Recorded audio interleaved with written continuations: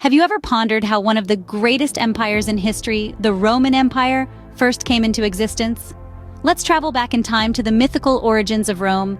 Legend tells us of twin brothers, Romulus and Remus, sons of the war god Mars and a Vestal virgin. Abandoned on the banks of the Tiber River and nursed by a she-wolf, the twins survived and thrived. As young men, they decided to establish a city. However, a dispute over its location led Romulus to slay Remus. Thus, in 753 before Christ, Rome was born, named after its first king, Romulus. But Rome was not built in a day, nor did it become a republic overnight. For more than 2 centuries, it was ruled by kings, 7 in total, each contributing to the city's growth. The last king, Tarquinius Superbus, was a tyrant, and his oppressive rule led to a revolt in 509 before Christ. The monarchy was overthrown, and the Roman Republic was born. This was a significant turning point in Roman history.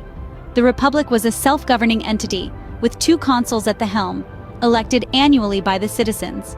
It was an innovative political structure that allowed Rome to expand and flourish while maintaining balance and avoiding the concentration of power.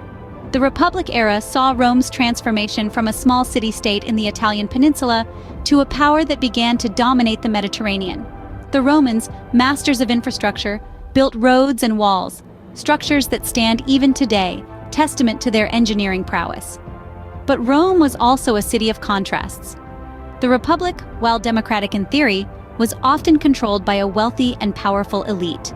The class struggles and political conflict within the Republic would eventually lead to its downfall and the rise of the Roman Empire. Thus, with its establishment, the Roman Republic set the stage for an empire that would dominate the world for centuries. But how did a self-governing republic become a mighty empire? Let's delve into the transformation. The Roman Republic, a beacon of democracy and civil liberty in the ancient world, was not destined to last forever. Its transition to the Roman Empire was marked by a series of seismic shifts, both in politics and society, with key events forever etching their mark in the annals of history. Central to this transformation was a man of ambition and cunning, Julius Caesar. Rising through the ranks of Roman society, Caesar seized power during a time of civil unrest and declared himself Dictator Perpetuo, dictator in perpetuity. His rule brought about a raft of reforms, from public works to social welfare, demonstrating a new way of governance that was a far cry from the Republic's democratic ideals. However, Caesar's consolidation of power and his apparent aspiration to monarchy didn't sit well with the Senate. They feared the return of a king, a notion they had fought hard to eradicate. This fear led to the infamous Ides of March in 44 BC, when Caesar was assassinated by his own senators in a desperate bid to preserve the Republic. Yet, the Republic was not to be saved. In the vacuum left by Caesar's death, his adopted heir, Octavian, later known as Augustus Caesar, emerged. This young and shrewd leader managed to outmaneuver his rivals, including the powerful Mark Antony, and in the process, he effectively silenced the Senate, becoming the first Roman emperor. Augustus's reign marked a significant shift in Rome's governance. He skillfully maintained the illusion of a republic, but with him holding the reins of power. This new form of governance, an empire in all but name, would shape Rome and its territories for centuries to come. With Augustus Caesar's reign, the Roman Empire began its journey of dominance, forever changing the course of history.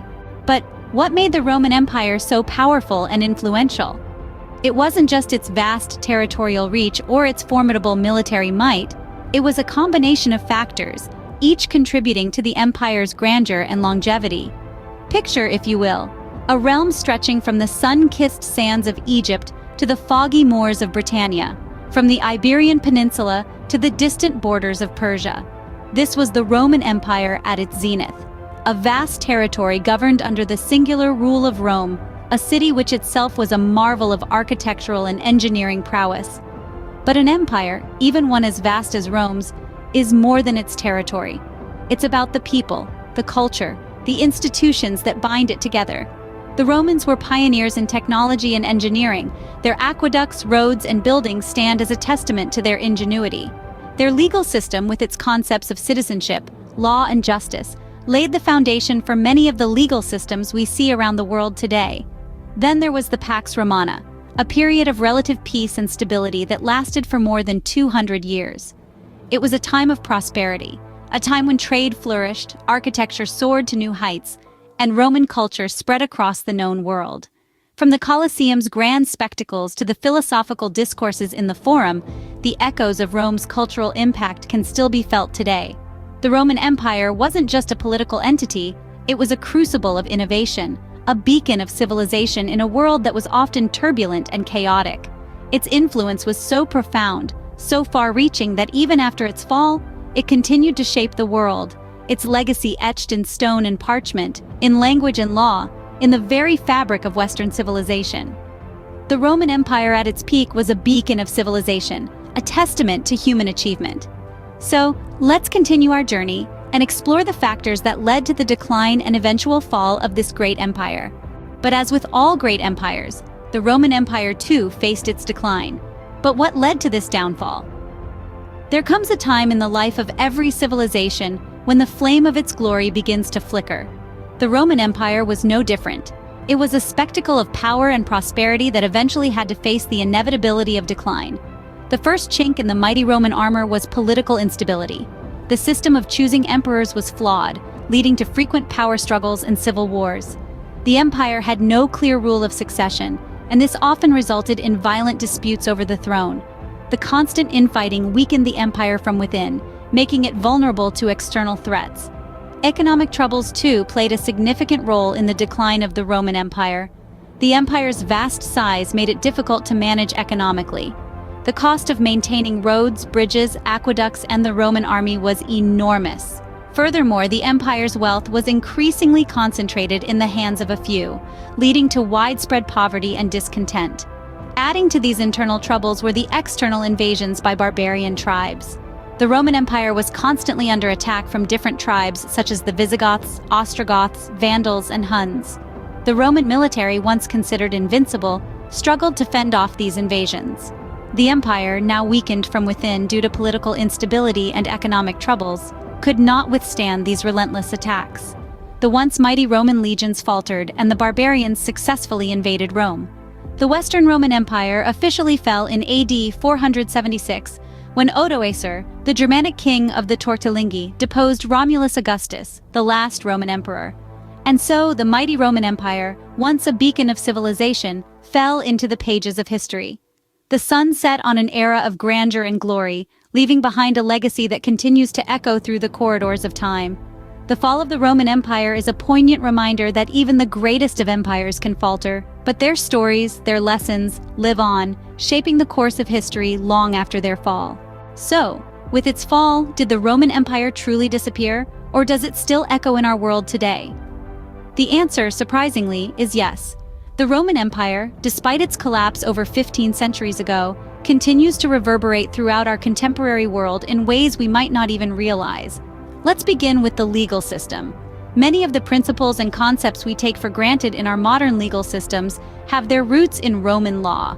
Ideas such as innocent until proven guilty, the right to a fair trial, and the notion that the law applies equally to all were all pioneered by the Romans. Next, let's consider architecture. The Roman architectural innovations are not only awe-inspiring but also practical and durable. From the majestic Colosseum to the intricate aqueducts, Roman engineering principles continue to inspire modern architects and city planners. The use of arches, domes, and concrete are just a few examples of Roman ingenuity that persist in our buildings today. Moving on to governance, the structure of the Roman Republic has greatly influenced many modern democratic systems. The separation of powers and the system of checks and balances that we find in many of today's governments can be traced back to the Roman model. Let's not forget about language. Latin, the language of the Romans, is the progenitor of the Romance languages: Italian, French, Spanish, Portuguese, and Romanian. Moreover, Latin terminology is still widely used in the fields of law, medicine, science, and theology. Lastly, the Roman Empire's cultural and artistic contributions cannot be overstated. From literature and philosophy to art and music, the Romans have left an indelible mark on our cultural landscape. In conclusion, the Roman Empire's influence is not confined to the pages of history books.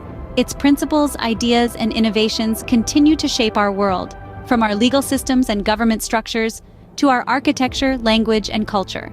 Thus, the Roman Empire, despite its fall, continues to echo through the ages, shaping our world in ways we might not even realize.